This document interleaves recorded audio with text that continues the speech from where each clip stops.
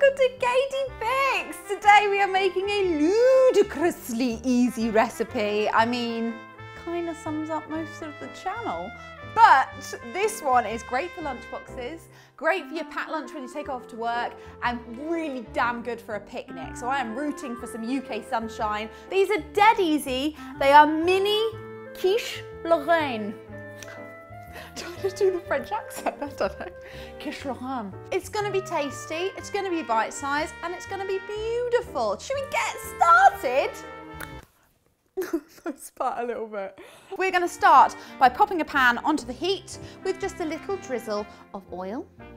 I've got 2 rashers of smoked bacon that we're going to pop into the pan and half a red onion that I've also nicely finely diced. And what we want to do there is give it a lovely bit of colour. We want to keep that crunch in there a little bit just to add some more texture to your quiches. But we're going to let that do its thing. Whilst that's going, I'm going to whack our oven onto 190. I should have done that first, shouldn't I? We'll do that now.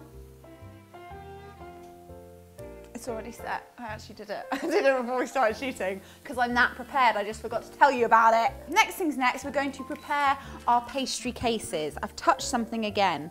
We've started off by getting a 12-hold muffin tin, and I've literally just buttered it and then sprinkled some flour over it as well, just to make sure that our cases don't stick.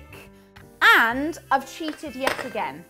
So this time we have got some pre-made, pre-rolled short crust pastry, because this recipe is so simple and we want to keep it that way. So we've got our ready rolled short crust, and I'm going to roll that out actually a bit thinner because, as you can imagine, they're little bite-sized holes. We don't want to have a huge chunk of pastry. Very lightly just flour out this surface first, just to make sure we don't stick it. Bit of flour onto our rolling pin as well, and then we're going to roll it out. And we want to make it about, I'd say about 2 millimeters, so quite slim.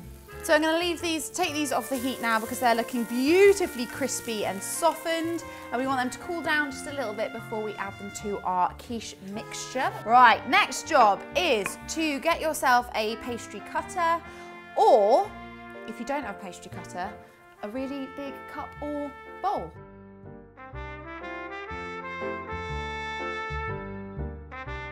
We are going to now take our discs and we are going to pop them into our prepared tin and push it up the sides. Next up, it is our filling. So we're going to grab ourselves a bowl. Start off by cracking in 3 eggs. Give those a little whisk up. Let's get some air in them. To this, we are then going to add 195 mils of whole milk. And then we're going to give that a good whisk up as well. You can't have quiche without cheese. Now, you can just add normal cheddar in here, a bit of red Leicester, double Gloucester, whatever you fancy. I have gone for Gruyere cheese, which is just one of my absolute favourite. I've got 75 grams here that I've just grated up. This is like nutty and sweet, and I just think it works really, really nicely in these little like bite-sized pieces. 75 grams goes in there. I'm actually going to hold back just a little bit. I'm going to sprinkle on top. Let's give that a stir. Okay, we're going to add some seasoning now, some extra flavour. So, tucked away there is my little nutmeg. I've got a whole nutmeg here, but you can use ground nutmeg as well. Salt and pepper. So I'm going to get a good grind of salt in. And then loads of pepper. Not forgetting, of course, our gorgeous bacon and onion mixture that's nicely cooled down now. So we're just going to pop that into our bowl as well.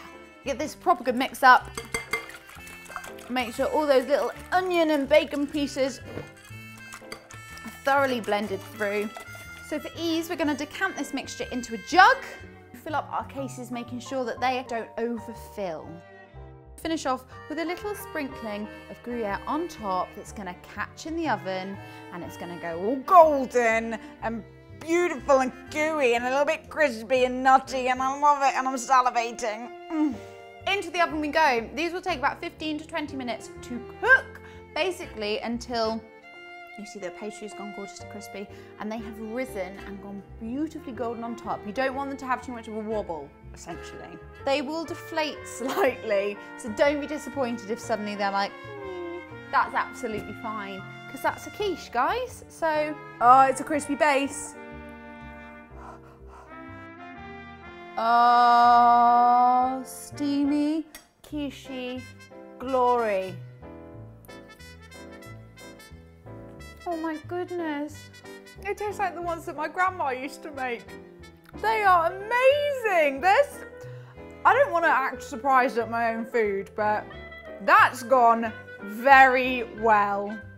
The pastry is crispy and it's got that gorgeous butteriness to it that complements that really rich, it's got a lovely sweet nuttiness to it. That nutmeg and the Gruyere just work so well together. And that's just a really humble, heartwarming mouthful. If you like this recipe, please do leave a thumbs up. Leave your comments in the box below. I love reading through them. And guys, why not subscribe? Hit that little bell and you'll get a little reminder of exciting new recipes every single week. Until next time, thanks so much. Bye.